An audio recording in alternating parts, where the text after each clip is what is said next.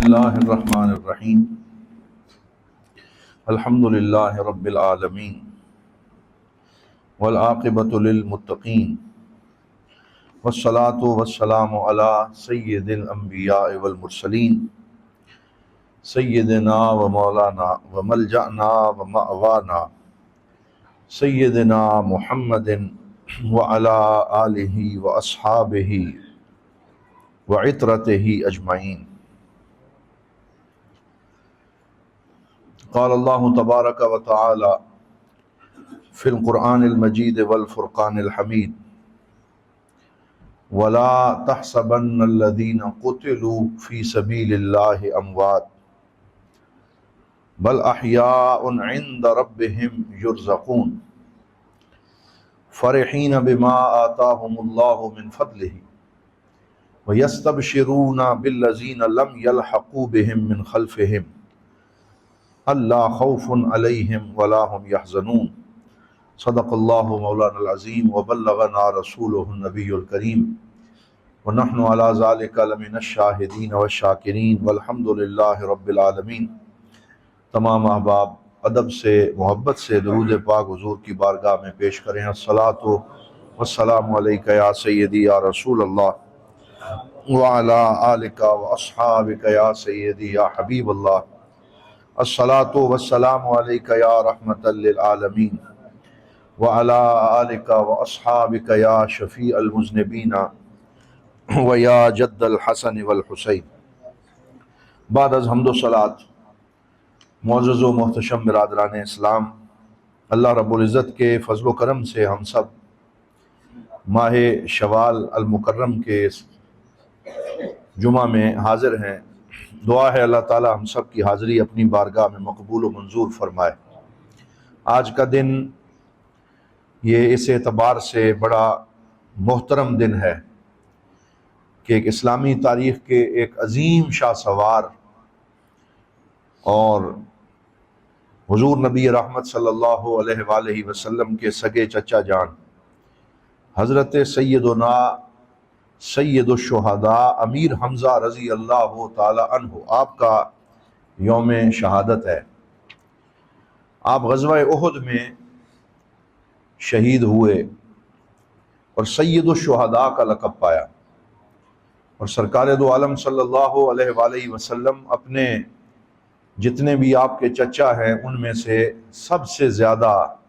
محبت ان سے رکھتے تھے، اور سرداری بہت سے اعتبار سے اسلام کے اندر موجود ہے۔ سید کا معنی سردار ہے، سید کا معنی مقدم ہے، جو دوسروں پہ فوقیت رکھتا ہو، جو سب سے بلند ہو اپنے اس مقام میں۔ جیسے ایک دعا ہے اسے سید الاستغفار کہا جاتا ہے، اور یہ وہ دعا ہے جو حضور ضیاء الامت رحمۃ اللہ تعالی علیہ نے وظائف کے اندر دلائل الخیرات شریف میں لکھی ہے۔ حدیث پاک سے ثابت ہے کہ جو آدمی صبح یہ پڑھ لے اور شام سے پہلے اس کا وصال ہو جائے تو وہ بخشا جاتا ہے، جو شام کو پڑھ لے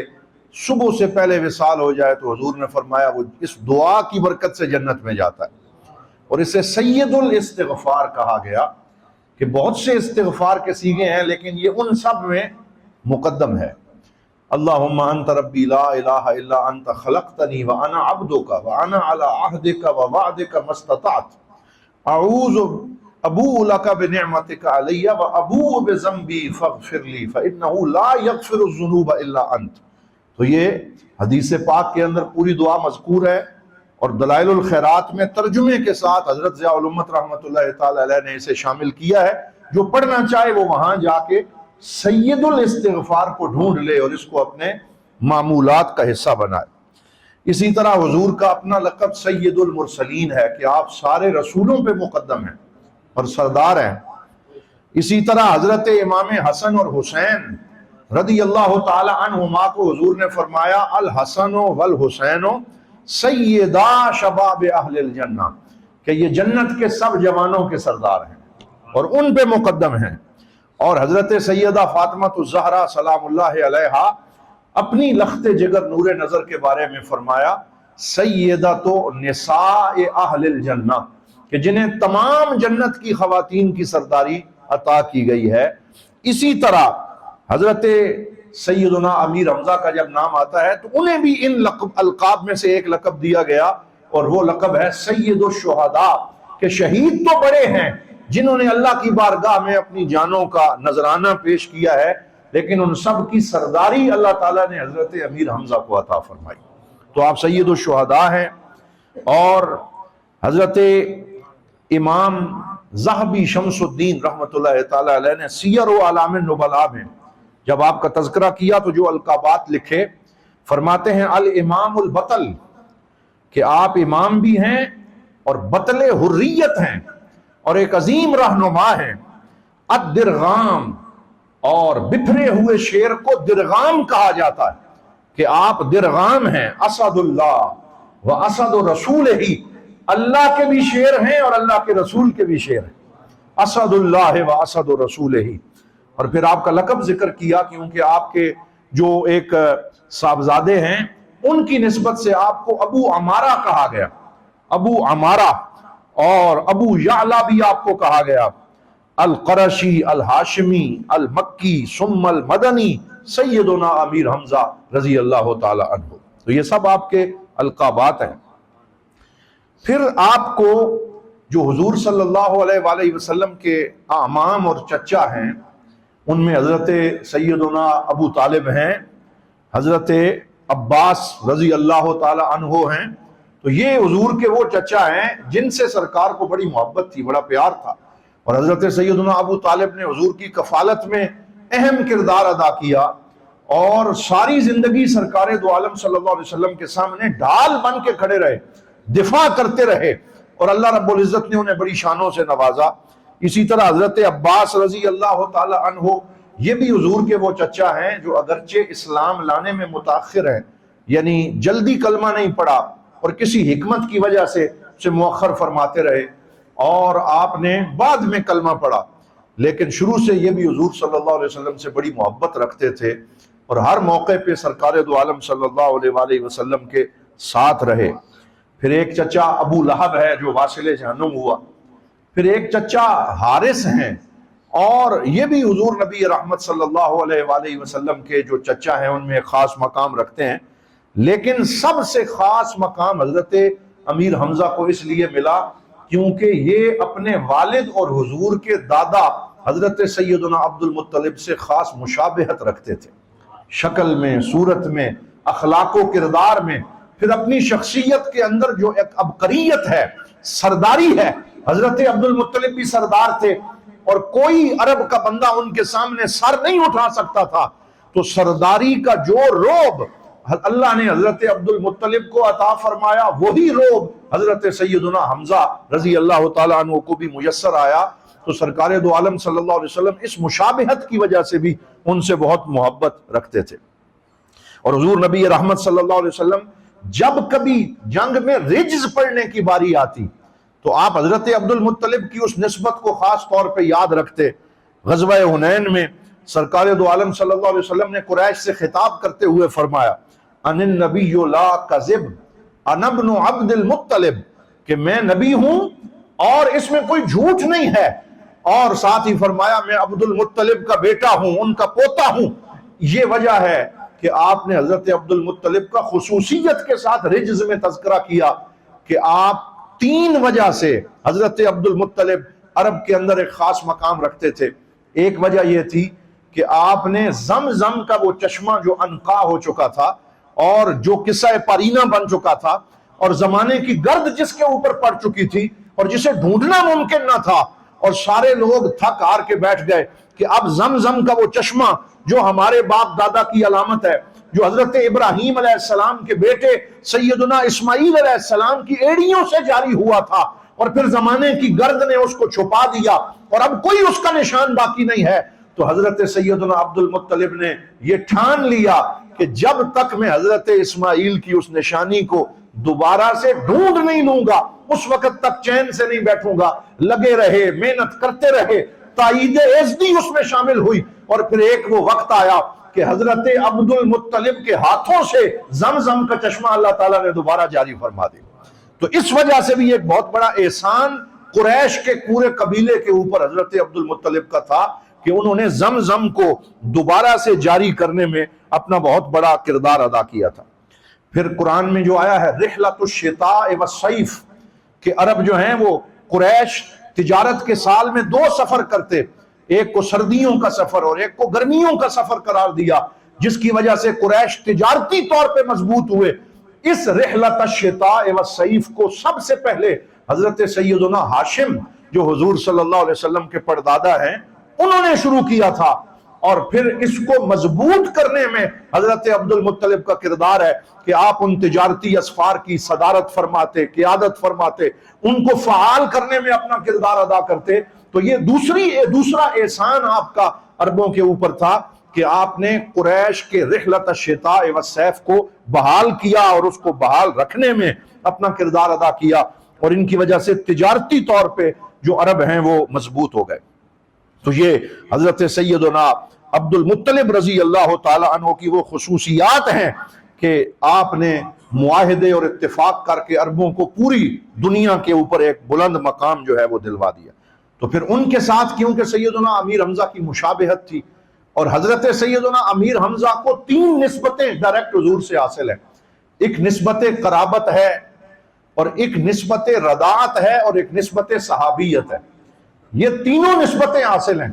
نسبت قرابت تو یہ ہے کہ چچا بھی ہیں، محبوب چچا ہیں، اور پھر باقی سارے جو چچا حضور کے ہیں ان میں عمر کی نسبت یہ حضور کے قریب تھے، چند سال حضور سے بڑے تھے، تو ایسے ہی لگتا تھا جیسے ہم عمر ہیں۔ تو سرکار دو عالم صلی اللہ علیہ وسلم چچا ہونے کے ساتھ ساتھ انہیں اپنا ایک دوست بھی مانتے تھے، اور بچپن سے ایک ایسا تعلق تھا کہ جس میں محبت اور الفت شامل تھی۔ تو یہ تو نسبت قرابت ہے۔ اور نسبت صحابیت یہ ہے کہ جب کلمہ طیبہ لا الہ الا اللہ محمد رسول اللہ پڑھ لیا، اور اس کا واقعہ مشہور ہے کہ آپ نے ابتدائی 3 سال اور ایک روایت میں ہے 5 سال تک کلمہ نہ پڑھا، اور شکار پہ چلے جاتے اور عربوں کی سرداری اور سیادت پہ اپنی توجہ مذکور رکھتے، لیکن اپنے بھتیجے کے اس عزم کے اوپر اندر سے خوش بھی رہتے کہ یہ میرا بھتیجا محمد صلی اللہ علیہ وسلم کتنا دلیر ہے، کتنا بہادر ہے کہ جو کلمہ حق اس نے کہا ہے پھر اس سے پیچھے نہیں ہٹا بلکہ اس پہ پیرا دے رہا ہے۔ تو اندر ہی اندر سے خوش بھی تھے، اور ضمیر میں خود فرماتے ہیں ایک جنگ بھی چل رہی تھی کہ میرے باپ دادا کا ایک مذہب بھی ہے، میں اس کو چھوڑوں گا تو لوگ کیا کہیں گے، اور ساتھ اس کو بھی دیکھ رہے تھے۔ خود ہی فرماتے ہیں پھر وہ جو ہے وہ لمحہ فیصل آیا، اور وہ فیصلہ کن مرحلہ آیا جب میں ایک دن شکار سے واپس آیا تو مجھے میرے غلام نے بتایا کہ آج ابو جہل نے یہ جرأت کی ہے کہ اس نے رسول اللہ صلی اللہ علیہ وسلم کو نعوذ باللہ لوگوں کے سامنے سب و شتم کیا ہے اور آپ کو برا بھلا کہا ہے۔ تو آپ نے جب یہ سنا تو خون کھول اٹھا، اور ہاشمی خون نے جوش مارا، اور گھر جانے کے بجائے سیدھا صفا مروہ کی پہاڑی پہ پہنچے جہاں ابو جہل محفل سجا کے سردار بن کے بیٹھا ہوا تھا اور اپنی باتوں میں مگن تھا۔ تو آپ جس تیر اور کمان سے شکار کرتے تھے وہ کمان آپ کے ہاتھ میں تھی، اسی کمان کے ساتھ جا کے بڑی محفل میں جو اپنے آپ کو سردار سمجھتا تھا اس کے سر پہ اتنی ضرب لگائی کہ خون کا فوارہ اس کے سر سے نکلا، اور اس کا سر ایک دفعہ یہاں سے شق ہو گیا، اور فرمایا کیا تو میرے بھتیجے کو اس لیے سب و شتم کرتا ہے ان یقول ربی اللہ، کہ ان کا جرم یہ ہے کہ وہ یہ کہتے ہیں میرا رب ایک ہے۔ تو سن لے، میں آج سے اعلان کرتا ہوں جو دین میرے بھتیجے محمد کا ہے آج سے حمزہ بھی اسی دین کے اوپر۔ اور سارے سرداران قریش کے سامنے کھڑا ہو کے کلمہ طیبہ اعلانیہ پڑھا اور فرمایا جس کی جرأت ہے وہ مجھے روک کے بتائے۔ اور پھر سرکار دو عالم صلی اللہ علیہ وسلم کے پاس گئے اور جا کے فرمایا اب آپ غم نہ کریں، جس کلمہ طیبہ کی طرف آپ دعوت دیتے ہیں چھپ کے نہیں پڑھا، خانہ کعبہ کے سامنے صفا کی پہاڑی پہ کھڑے ہو کے میں بھی اس کلمہ کا اعلان کر کے آ گیا۔ تو حضور صلی اللہ علیہ وسلم اتنے خوش ہوئے، رؤی النور علی وجہہ، کہ وہ مسرت اور نور آپ کے چہرے پہ دکھائی دے رہا تھا، اور آپ کا چہرہ حشاش بشاش تھا، اور اس دن ایک نئی قوت اسلام کو ملی۔ یہ 2 دن حضرت انس بن مالک فرماتے ہیں اہل مکہ کے لیے اور اہل اسلام کے لیے اتنی خوشی کے تھے جو تاریخ اسلام میں پھر کبھی نہیں دیکھے گئے۔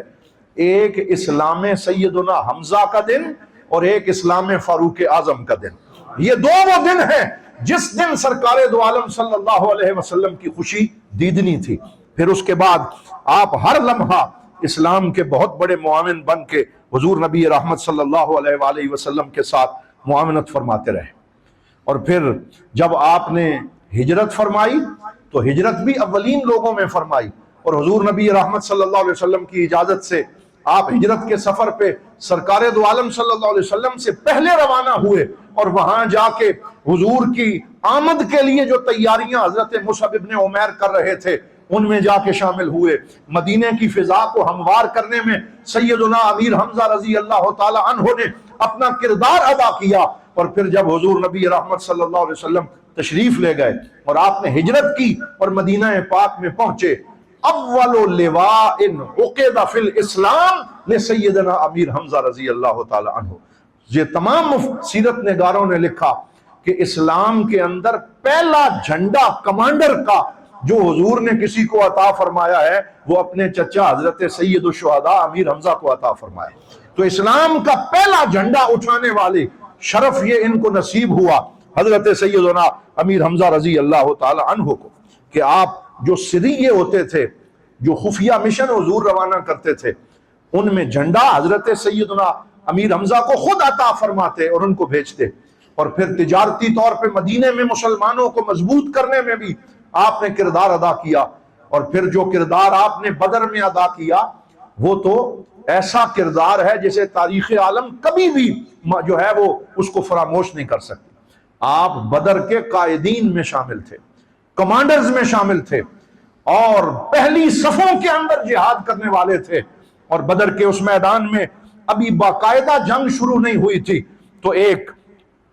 شخص تھا جس کا نام تھا اسود بن عبد الاسد المخزومی. یہ مکہ کا بہت کرخت لہجے والا شخص سمجھا جاتا کہ جس طرف آ جاتا تو اس کی بد زبانی کی وجہ سے لوگ اس سے بھاگتے تھے اور ڈرتے تھے. یہ اسود بن عبد الاسد المخزومی اپنے کفار کی ان صفوں سے باہر نکلا اور کہنے لگا مسلمانوں نے پانی کے کنووں پہ قبضہ کر لیا ہے تو میں اس وقت تک چین سے نہیں بیٹھوں گا جب تک کہ یہ پانی پہ مسلمانوں کا قبضہ ختم نہ کر دوں اور وہاں سے پانی پی نہ لوں، یا میں اس کنویں کو برباد کر دوں گا او اموت دونہ، یا پھر میں وہیں پہ جان دے دوں گا، میں اس کے بغیر واپس نہیں آؤں. اور وہ باہر نکلا اور پانی کے کنووں کی طرف بڑھنے لگا. حضرت سید الشہداء امیر حمزہ رضی اللہ تعالی عنہ کسی بات کا انتظار نہ کیا، باہر نکلے اور بجلی کی رفتار کے ساتھ ایک ایسی ضرب اس کو لگائی کہ جو اپنے آپ کو بہت بہادر سمجھتا تھا. تارت ساقہ، کہتے ہیں اس کی پنڈلی اڑ گئی، ایسے لگا جیسے اس کی پنڈلی کٹ کے ہوا میں اڑ گئی ہے، اور وہ گھٹنوں کے بل زمین پہ گرا. اور پھر اپنے آپ کو وہ بہادر تو بہت سمجھتا تھا، پھر دوبارہ اس کنویں کی طرف رینگنے لگا تو حضرت سید الشہداء امیر حمزہ نے دوبارہ اس کے اوپر حملہ کر کے اس کا کام تمام کیا. تو جنگ شروع ہونے سے پہلے ہی یہ مسلمانوں کے دفاع میں سرگرم تھے. پھر جب جنگ شروع ہوئی عتبہ شیبہ اور ولید سامنے آئے اور 3 انصاری صحابی لڑنے کے لیے مبارزت میں نکلے تو وہ کہنے لگے ہمیں تم سے کوئی سروکار نہیں، جاؤ اور اپنے نبی محمد صلی اللہ علیہ وسلم سے کہو کہ ہمارے سامنے بھیجنے ہیں تو ہمارے مقابلے کے لوگ بھیجے جائیں. تو اس وقت حضور نے فرمایا قم یا ابا عبیدہ، قم یا حمزہ، قم یا علی ابن ابی طالب. ابو عبیدہ بن عبد المطلب بن حارث بن عبد المطلب آپ بھی اٹھیں، یہ حضور کے چچا زاد بھائی ہیں. پھر فرمایا میرے چچا حمزہ آپ بھی اٹھیں، اور اے علی آپ بھی اٹھیں. یہ تینوں بہادر اٹھ کے سامنے گئے اور ایک ہی وار میں عتبہ اور شیبہ اور عتبہ اور ولید کا کام تمام کر دیا. اور شیبہ جس کے مقابلے میں وہ ابو عبیدہ تھے وہ وہاں پہ سخت زخمی ہوئے، اور جب حضور صلی اللہ علیہ وسلم کے قدموں میں ان کو لایا گیا تو وہ تڑپ بھی رہے تھے، خون کا فوارہ بھی جاری تھا، اور ان کی نگاہیں سرکار کے چہرے پہ تھی. اور وہ حضرت ابو طالب کے یہ شعر پڑھ رہے تھے کہ آپ کے چچا ابو طالب کہا کرتے تھے کہ اے محمد صلی اللہ علیہ وسلم، جب وقت آیا اور دشمنوں نے آپ پہ حملہ کیا تو ہم یہ دکھائیں گے کہ وہ ہماری لاشوں اور جسموں سے گزر کے تو آپ تک پہنچ سکتے ہیں، لیکن جب تک ہمارے خون کا ایک قطرہ بھی باقی ہے کوئی دشمن آپ تک نہیں پہنچ سکتا. تو حضرت ابو عبیدہ نے عرض کیا یا رسول اللہ اگر آج حضرت ابو طالب زندہ ہوتے تو یہ منظر دیکھ کے خوش ہو جاتے کہ ہم نے ان کی اس بات کی لاج رکھی اور آج ہم اپنی جانیں آپ کے قدموں میں قربان کر رہے ہیں۔ حضرت سیدنا امیر حمزہ رضی اللہ تعالی عنہ نے بدر کے میدان میں اسی طرح داد شجاعت دی، اور کہتے ہیں گاجر مولی کی طرح دشمن کو کاٹتے رہے اور ان کے بڑے بڑے صنادید کو واصلے جہنم کیا، بڑے بڑے سرداروں کو ان کا کام تمام کیا، یہاں تک کہ کفار قریش نے حضرت امیر حمزہ کو اپنا نصب العین بنا لیا۔ کہنے لگے جب اگلی جنگ ہوگی تو ہم نے اور کچھ کیا نہ کیا، ہم نے حمزہ سے ضرور بدلہ لینا ہے۔ اور پھر وہ جو ہندا اور دیگر وہ لوگ تھے انہوں نے پوری تیاری کرتے ہوئے اپنے باپ، اپنے چچا، اپنے بیٹے کا بدلہ لینے کے لیے اس وحشی کو تیار کیا، اور پھر اس کی نیزے بازی کی وہ پریکٹس کروائی، اور پھر غزوہ احد ہوا۔ لیکن اس غزوہ احد میں بھی حضرت سیدنا امیر حمزہ کا جو کردار ہے وہ کسی سے مخفی نہیں ہے کہ آپ نے داد شجاعت دی، اور جب گھبراہٹ پیدا ہوئی اور خالد بن ولید پھر سے لشکر لے کے آئے اور بہت سے لوگ جو ہیں ان میں افراتفری پیدا ہو گئی، تو اس وقت حضرت سید الشہداء امیر حمزہ میدان میں کھڑے ہو گئے اور کہا یہ منظر دیکھ کے مجھے کفار کی عقل پہ حیرت بھی ہو رہی ہے اور اس افراتفری پہ افسوس بھی ہو رہا ہے، لیکن آؤ سب کو آواز دے کے حضور کے دفاع کے لیے بلا رہے ہیں، لڑ رہے ہیں، داد شجاعت دے رہے ہیں۔ اور اتنے میں وحشی کا وہ نشانہ جو ہے وہ لگا اور آپ زمین پہ آ رہے، اور تھوڑی دیر کے بعد جام شہادت نوش کیا، اور پھر جس طریقے سے ان کا مسئلہ کیا گیا اور جس طریقے سے ان کے جسم کے ٹکڑوں کو کاٹا گیا، انسان کی زبان ساتھ نہیں دیتی کہ اس منظر کو بیان کر سکے۔ لیکن حضور نبی رحمت صلی اللہ علیہ وسلم نے اپنے محبوب چچا کے ساتھ جن محبتوں کا اس موقع پہ اظہار کیا وہ جملے میں آپ کے سامنے پڑھنا چاہتا ہوں کہ جب آپ کا لاشا تڑپ رہا تھا اور آپ کے جسم کا مسئلہ کر دیا گیا اور آپ کے سینے کو شق کر دیا گیا اور آپ کے کلیجے کو نکال کے چبانے کی وہ غلط جسارت کی گئی کہ جس پہ مسلمانوں کے دل دکھی ہو جاتے ہیں، اس موقع پہ حضرت سیدہ صفیہ جو حضور کی پھوپھی جان ہے، جو حضرت حمزہ کی بہن ہے، وہ تشریف لائیں اور روتی ہوئی اپنے بھائی کی لاش کی طرف بڑھنا چاہا تو حضور نے فرمایا میری پھوپھی کو روک لو، وہ یہ منظر دیکھ کے برداشت نہیں کر سکیں گی۔ تو انہیں حضرت صفیہ نے، وہ بڑی بہادر خاتون تھی، انہوں نے کہا میرے بھائی نے یا رسول اللہ آپ کے دین کے لیے قربانی دی ہے، داد شجاعت دی ہے، وہ کوئی فرار ہوتے ہوئے نہیں گئے بلکہ اسلام پہ اپنی قربانی دی ہے، میں اپنے بھائی کی زیارت کرنا چاہتی۔ تو حضور نے روتے ہوئے اجازت دے دی۔ سیدہ صفیہ آگے پہنچی، اپنے بھائی کے اس کٹے پھٹے لاشے کے اوپر کھڑی ہوئی، ان سے گفتگو کرنے لگی اور کہنے لگی بھائی میں مدینے سے آپ کے لیے یہ 2 کپڑے لے کے آئی ہوں جس میں آپ کو کفن دیا جائے، لیکن ساتھ ایک انصاری کا لاشا تھا۔ تو حضور نے فرمایا آج 2 چادروں پہ کسی کو کفن نہیں ہوگا، میں عدل کرنے آیا ہوں، ایک چادر میں اس انصاری کو کفن دیا جائے اور دوسری چادر میں حضرت امیر حمزہ کو کفن دیا جائے۔ صحابی کہتے ہیں ہم کفن دینے کے لیے جب وہ چادر رکھتے تھے اگر سر کو ڈھانپتے تو پاؤں ننگے ہو جاتے، پاؤں ڈھانپتے تو سر ننگا ہو جاتا۔ میرے پاک نبی صلی اللہ علیہ وسلم نے روتے ہوئے ارشاد فرمایا ان کے سر کو ڈھانپ دو اور ان کے پاؤں کے اوپر درختوں کے پتے رکھ کے ان کو دفن کر دو۔ فرمایا اگر مجھے سرکار دو عالم جو ہے وہ دین اسلام کی اس حرمت کا خیال نہ ہوتا تو میرا چچا اسی طرح پڑا رہتا اور ساری کائنات ان کو دیکھتی اور اس شہادت پہ ان کا اجر اور بلند ہوتا، اور پرندے آ کے بھی اگر ان کے جسم کو نوچتے تو کل قیامت کے دن میرے چچا جان اسی حالت میں اٹھتے اور اللہ کی بارگاہ میں جاتے۔ اللون لون الدم والریح ریح المسک، کہ ان کا خون کا رنگ تو سرخ ہوتا لیکن اس سے کستوری کی خوشبو برآمد ہو رہی ہو۔ یہ شان ہے شہداء کی۔ پھر حضور نبی رحمت صلی اللہ علیہ وسلم نے فرمایا رحمت اللہ علیک، میرے چچا جان اللہ آپ پہ رحم فرمائے، لقد کنت وصالا للرحم، آپ رشتوں کی پاسداری کرنے والے تھے، فعولا للخیرات، اور نیکیاں کرنے میں سبقت لے جانے والے تھے، اما واللہ لأمثلن ب70 منہم ان ظفرت بہم، فرمایا ان کفار نے جنہوں نے آپ کے لاشے کی بے حرمتی کی ہے، اگر کل میں فتح ان کے اوپر پا گیا تو میں آپ کے اس لاشے کے مقابلے میں 70 افراد کا مسئلہ کروں گا۔ جذبات میں سرکار دو عالم صلی اللہ علیہ وسلم نے یہ جملہ کہہ دیا کہ میں 70 افراد کے لاشیں جو ہیں ان کا مسئلہ کروں گا، میرے چچا کے ساتھ کیا سلوک کیا گیا۔ تو اسی وقت حضرت جبرائیل امین آ گئے۔ یہ اسلام ہے، یہ اسلام کا نظام رحمت بھی ہے، اور ایک ایسا نظام ہے جس میں اللہ رب العزت یہ چاہتا ہے کہ کوئی ناانصافی نہ ہو۔ تو حضرت جبرائیل آئے اور یہ آیت لے کے آئے، وَإِنْ عَاقَبْتُمْ فَعَاقِبُوا بِمِثْلِ مَا عُوقِبْتُمْ بِهِ، کہ اگر تمہارے ساتھ کوئی زیادتی کرے تو اتنا ہی بدلہ لو جتنا وہ زیادتی کی گئی ہے۔ وَلَئِنْ صَبَرْتُمْ لَهُوَ خَيْرٌ لِلصَّابِرِينَ، اور اگر تم صبر کرو گے تو اللہ تعالیٰ صبر کرنے والوں کو اور بھی نوازتا چلا جائے گا۔ تو اسلام کا وہ نظام رحمت جو ہے اس کو بیان کیا۔ فَكَفَّرَ عَنْ يَمِينِهِ، تو حضور نے اپنی اس قسم کا کفارہ ادا کیا۔ وَأَمْسَكَ عَنْ ذَلِكَ، اور اس ارادے کو ختم کر دیا۔ اور لیکن اس کے ساتھ ساتھ سرکار دو عالم صلی اللہ علیہ وسلم نے شہدائے احد کو دفن کرنے کا حکم دیا اور فرمایا جماعت کے اندر انہیں دفن کیا جائے، کیونکہ نہ اتنی افرادی قوت تھی نہ اتنے وسائل تھے، تو اجتماعی قبریں بنائی گئیں۔ لیکن اس میں حضور نے فرمایا انظروا اکثر ہؤلاء جمعا للقرآن، دیکھو جس کے سینے میں زیادہ قرآن محفوظ ہے اسے اگلی جانب رکھو، اسے قبر میں دائیں جانب آگے رکھو، یہ قرآن کی شان ہے۔ فرمایا جو قاری قرآن ہے اسے مقدم کیا جائے، جو قرآن کو